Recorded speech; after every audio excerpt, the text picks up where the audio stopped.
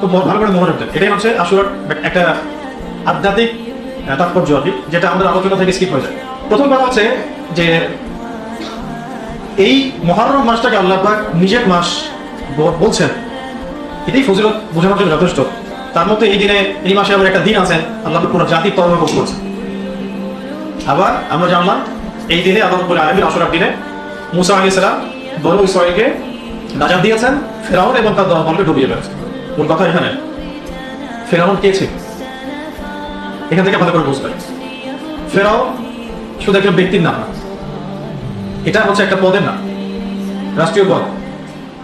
যেমন ফেরো আমরা বলি, ওই ব্যক্তির নাম ছিল রেমেসিস, রেমেসিস 2। এর আগে একটা রেমেসিস চলে গেছে।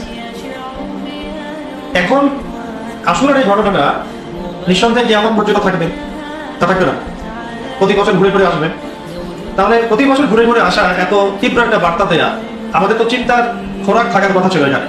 তা আমরা বিষয়টাকে তাজিয়া মিছিল করা, রাস্তাঘাটে ইমাম হুসাইন রাদিয়াল্লাহু আনহুর কল্পিত কিছু কবর, মূর্তি, এগুলো দিয়ে সোডার করা, বুক চাপড়ানো, মাতম করা, এগুলোর সাথে সম্পৃক্ত করে গেছে এবং মিডিয়া সেভাবে হাইলাইট করছে বিষয়গুলো, যেন এটা এরকমই ঘটনা।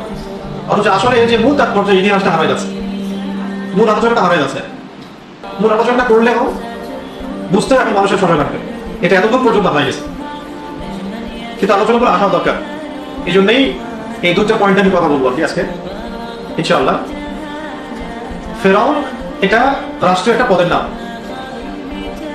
ফেরাউনের কথা, মুসা আলাইহিস সালামের কথা আল কোরআনের পাতায় পাতায় পাবেন আপনি। আমার জানা মতে মোটামুটি ভাবে 146টা জায়গাতে, এরও বেশি, মুসা আলাইহিস সালাম এবং ফেরাউনের ঘটনা বারবার রিপিট করা হচ্ছে। এই কোরআনুল কারীমের মধ্যে 6236টা আয়াত আছে, 6236টা আয়াত আছে এবং একটা অংশে আছে তাওহীদ, একটা অংশে আছে ইতিহাস, একটা অংশে আছে আহকাম, হুকুম, আহকাম, বিধিবিধান। ইতিহাসের একটা বড় অংশ জুড়েই মুসা এবং ফেরাউন, মুসা এবং ফেরাউন, মুসা এবং ফেরাউন। একটা কথা আল্লাহ বান্দাদেরকে আল্লাহ পাক এতবার করে কেন বলতে চাচ্ছেন, তাও আবার খাস করে আমাদেরকে, এই উম্মতকে, আমাদের উম্মতের সাথে মুসা আর ফেরাউন আর মুসা আর ফেরাউনের কি সম্পর্ক? এতবার করে কেন উম্মতে মুহাম্মাদীকে মুসা আলাইহিস সালামের কথা বলতে হবে, ফেরাউনের কথা বলতে হবে? কি কেন ঘটনাটা কি? এটাও ভাবার দরকার ছিল। না, আমাদের ভাবনার দরজাগুলো আমরা লকড। আমরা পড়তে চাই না, ভাবতে চাই না। আমরা বলতে চাই, লিখতে চাই, বেশি বলতে চাই, লিখতে চাই, পড়তে চাই না, বুঝতে চাই না, ভাবতে চাই না। একটা যে ইন্টেলেকচুয়াল থিঙ্কিং এর একটা দরজা, এই দরজাটা উন্মুক্ত করতে চাই না। ক্রিটিক্যাল থিঙ্কার্স আমাদের মধ্যে থেকে বিদায় নিচ্ছে দিন দিন। চিন্তাটা করতে হবে কোরআন থেকে, সুন্নাহ থেকে, ভাষা জ্ঞান থেকে না। বারবার বলা হচ্ছে মুসা এবং ফেরাউন, মুসা এবং ফেরাউন।